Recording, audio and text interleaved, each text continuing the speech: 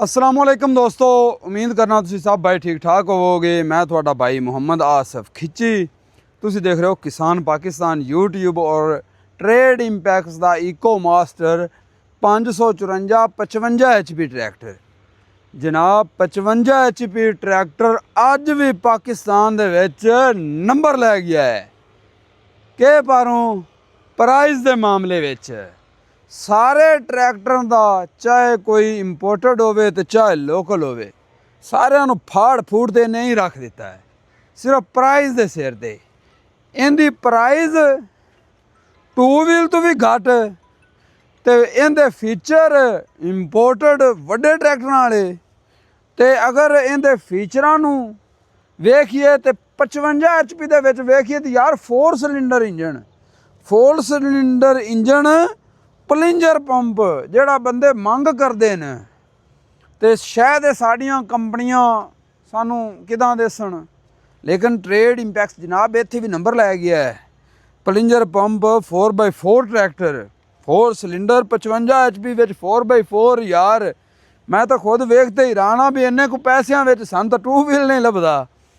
ਆ ਫਰੰਟ ਦੇ ਵੇਟ ਵੇਖੋ, ਫਰੰਟ ਦੇ ਵੇਟ ਵੀ ਚੰਗੇ ਤਗੜੇ ਲੱਗੇ ਹੋਏ ਨੇ। ठीक है जी, अगे 4x4 तू कम लवन वास्ते। आओ जी जरा इधर आया है आ पिछला टायर वेखो जी। पिछले टायर दे विच भी आपां नूं जनाब तकरीबन घटो घट कोई मन का वेट होना है, 2 वेट लगे हुए ने। ठीक है जी। फिर कनोपी जनाब कंपनी नाल जैनियन कंपनी फिटेड नाल मिलती है। सलेंसर जनाब सारा तोड़ कवर किया हुआ है। मेन स्विच दिता हुआ है बैटरी की सेफ्टी वास्ते और बच्चों की सेफ्टी वास्ते, बच्चे उत्ते आ जावन तो छेड़न छुड़न ना। इहदे वेख रेस का निज़ाम यार किड्डा प्यारा है। यह वेख लॉक हो जाती, यानी कि स्लिप नहीं होएगी, रेस घटेगी नहीं जिथे तुसी बन्नोगे।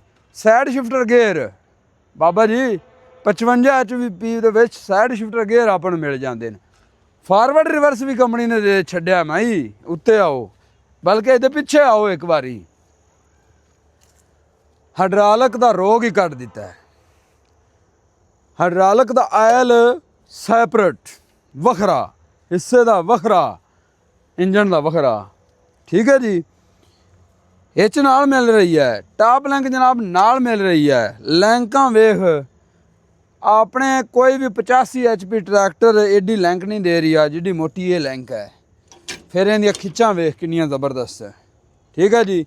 सीधियां ट्यूबां 55 HP विच जनाब, पिछे इंडिकेटर कनोपी पिछू वेख। लो जी हुण उत्ते चलने ते पकड़ाओ जी उरा मोबाइल, थोड़ा जिहा दोस्तां नूं इहदा इंटीरियर भी विखाइए। ते लो जनाब यह जनाब ने ट्रैक्टर का इंटीरियर, यह विच विसल मिल जाता ने। ठीक है जी। फिर जनाब ये डैशबोर्ड मिल जाता ने। ठीक है जी। आहा मज़ा आ गया।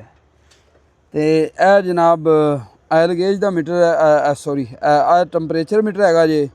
ठीक है जी। यह जनाब डीजल की गेज हैगी जी। आयल का इंडिकेटर, यह जनाब RPM मीटर, आवर मीटर। ठीक है जी। यह इंडिकेटर वगैरह जनाब लाइटां लूटां दे आ गए बटन। इस तो बाद इहदे विच आपां नूं 4 गेयर मिलते हैं जनाब। तो हाई लो इहदे विच स्पीड मिलती है, यानी कि 8 गेयर अगे नूं नहीं जनाब, आपां इनू तो बुले खड़े हैं। फारवर्ड रिवर्स नाल 2 स्पीडां, यानी कि इहदे जनाब 4 गेयर अगां ने ते 4 पिछां ने। इनू अगे करदे सन सारे गेयर अगे लग सन, पिछे करदे सन सारे गेयर पिछे लग सन। तो ऐदे वेख मलाई तरह गेयर नहीं लगते पे एक उंगल नाल हैं। ए जी फारवर्ड रिवर्स 55 HP ट्रैक्टर दे विच। चलो जी थल्ले चलते हैं। सीट जिहड़ी है वो एडजस्टेबल मिलती है। PTO दे 2 स्पीडां मिलदियां, 540 चक्कर ते 760 चक्कर लिखे हुए हैं जी। तो हाइड्रोलिक सिस्टम और PTO और सब कुछ। ठीक है जी। ए देखो जी गेयरां दा नक्शा बना हुआ है। ठीक है जी। मिट्टी मुट्टी उत्ते मैं सट दी है। तो यह 4x4 का जनाब लीवर हैगा जी। ठीक है जी। Clutch brake. ठीक है जी। यह हैंड ब्रेक खड़ी जे।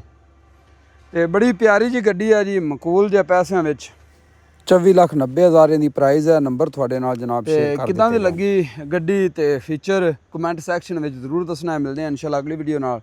ਰੱਬ ਰਾਖਾ, ਅੱਲਾ ਨਿਗਹਿਬਾਨ।